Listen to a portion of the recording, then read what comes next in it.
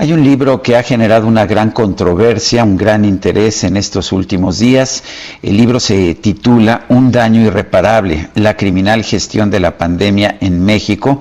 Lo publica Editorial Planeta y lo ha escrito la doctora Lori Ann Jiménez Fibi.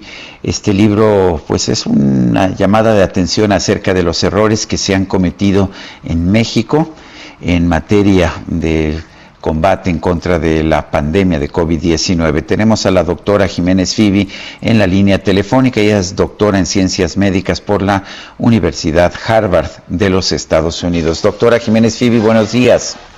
¿Qué tal? Muy buenos días, Sergio, Lupita, un placer estar en el programa. Buenos días. ¿Cuáles son los daños irreparables? ¿Cuáles son los actos que usted llama incluso criminales, estos errores que se han cometido en el enfrentamiento en contra de la pandemia? Sí, bueno, el daño irreparable. Intitulé así el libro, el título principal del libro es ese, Un daño irreparable. Intitulé así el libro para hacer honor a todas las vidas perdidas innecesariamente durante la pandemia y todas esas familias mexicanas que hoy se encuentran enlutadas por la pérdida de uno o más seres queridos, ¿no? Para ellos, se haga lo que se haga, se rinda cuentas o no, se traiga a la justicia a los responsables de este desastre, de esta catástrofe nacional que ha sido la gestión de la pandemia en nuestro país. Para ellos el daño ya es irreparable. Entonces quise intitular así el libro, porque el daño irreparable es eso, la pérdida de vidas, que el día de hoy, con las cifras de ayer, oficiales, suman ya 158.536.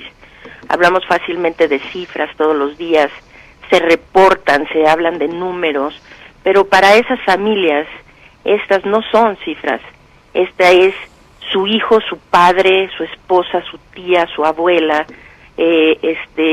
es una violencia, pues, despersonalizarlo, reportando números.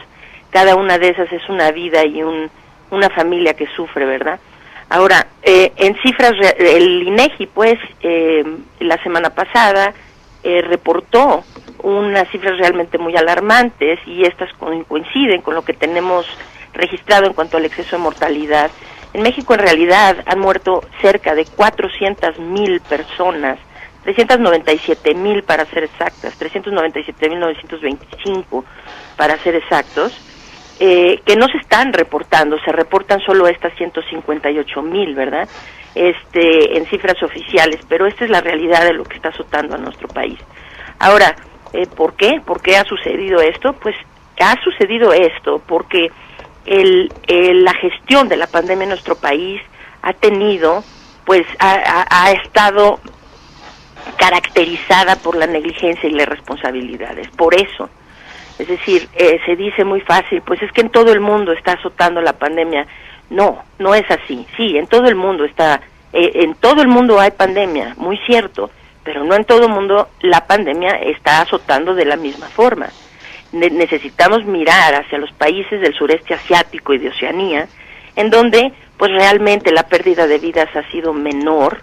Ha habido pérdida de vidas, pero hay países como Vietnam en donde no ascienden los muertos a más de 40, países como Nueva Zelanda, lo mismo, países como Taiwán, en donde se registran 9 defunciones de COVID-19 a lo largo de toda la pandemia. Ahora, eso pudimos ser nosotros, no hay nada distinto en el sureste asiático que aquí. Lo único que es distinto es que allá se ha manejado bien el problema, se ha podido controlar por eso, y aquí no. Entonces, pero esos errores y decisiones equivocadas que se han tomado por parte, pues, de nuestras autoridades sanitarias en México, pues, han costado vidas. Y esas vidas son ya demasiadas y necesitamos hacer que este problema se detenga. Doctora, atacada en lo personal por la publicación y la información que tiene este libro, un libro que no le ha gustado a muchos. Estaba viendo por ahí a una persona que es muy insistente en sus cuestionamientos y dice que presenta usted la patética idea de que pudo haber hecho algo distinto, que pudo haberse hecho algo distinto para evitar que personas murieran en una pandemia, pero con datos usted a lo largo del libro nos explica que justamente esto es como de nivel básico para un epidemiólogo, ¿no? Que pues evitar obviamente que haya muertos, contener la pandemia desde un primer momento. Sí, es correcto. El que hace todos esos señalamientos con insistencia es este señor Antonio Atolini, ¿no?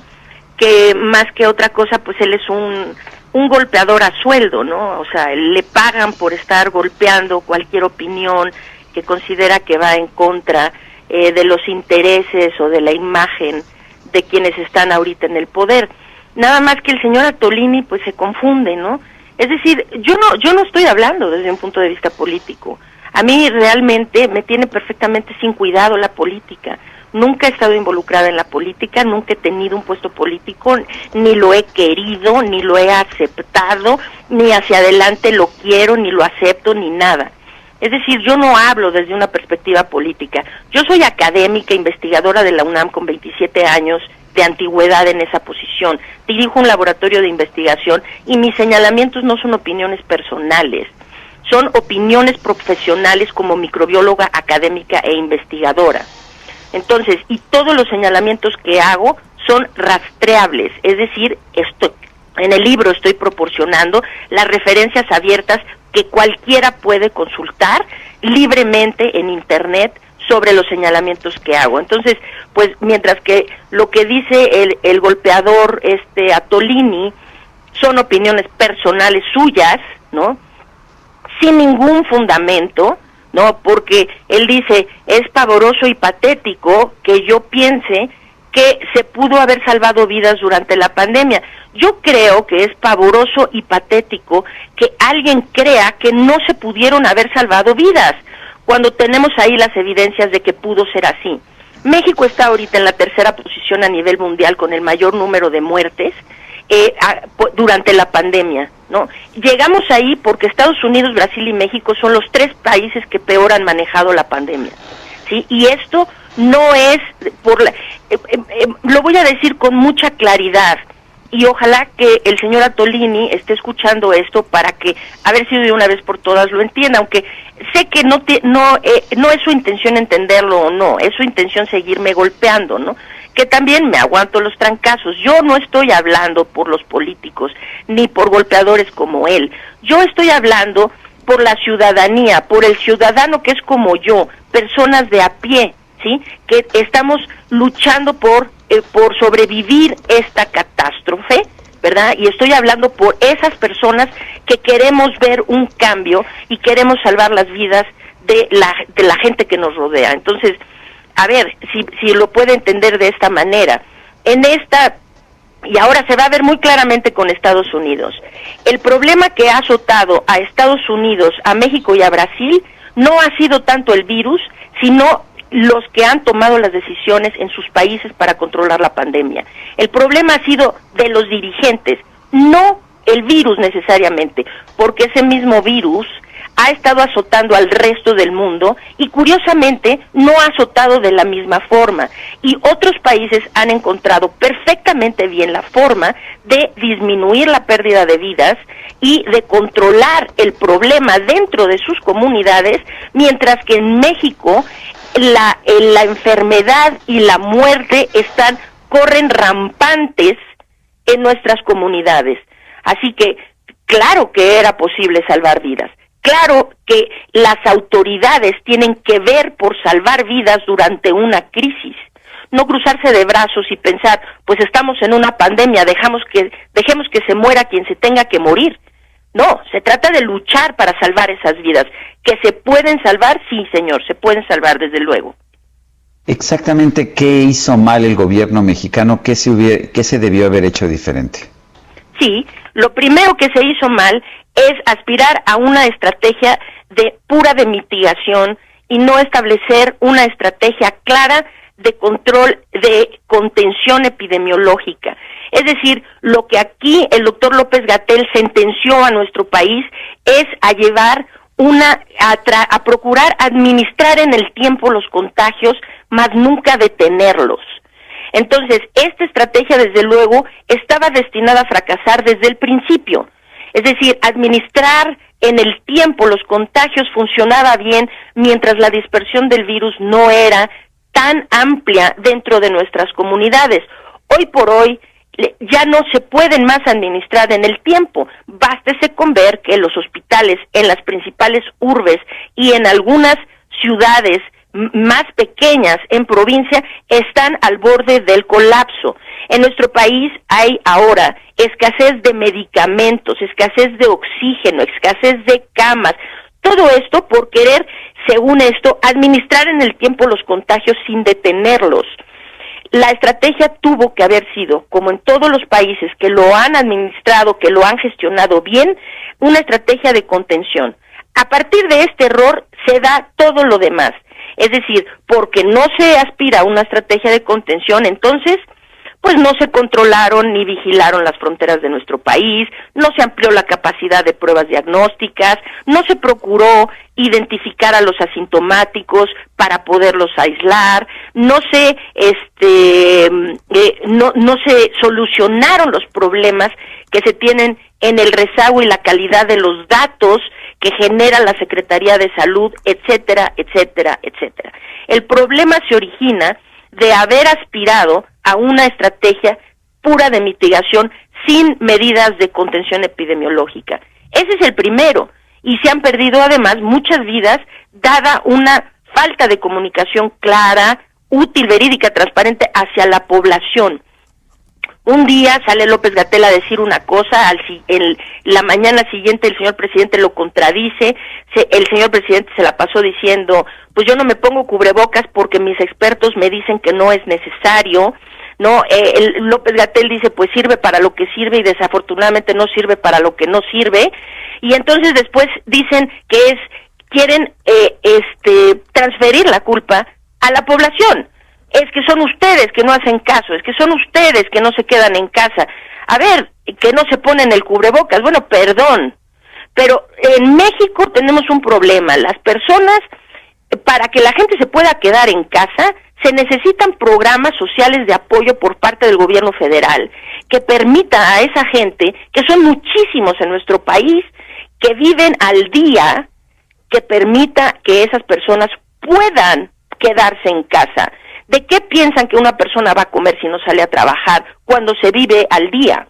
Entonces, si el gobierno no tiene, ¿cómo pueden las empresas cerrar si no se les da un apoyo por parte del gobierno para que lo puedan hacer, ¿no? Entonces, es muy fácil para ellos ahora transferir la culpa a la población, ¿no? Son los empresarios irresponsables que no cierran. No, bueno, perdón, ¿no? Es la gente irresponsable que no sale. No, el gobierno tiene que tomar estas medidas y no las ha tomado, ¿no? Y los mensajes que se dan, pues la gente no usa cubrebocas porque pues siempre sea aquí el mensaje, tanto del subsecretario de Salud como del señor presidente, ha sido que pues el cubrebocas es muy opcional, ¿no? Quien quiere y quien no. Entonces, y después se quejan de que no se lo ponen.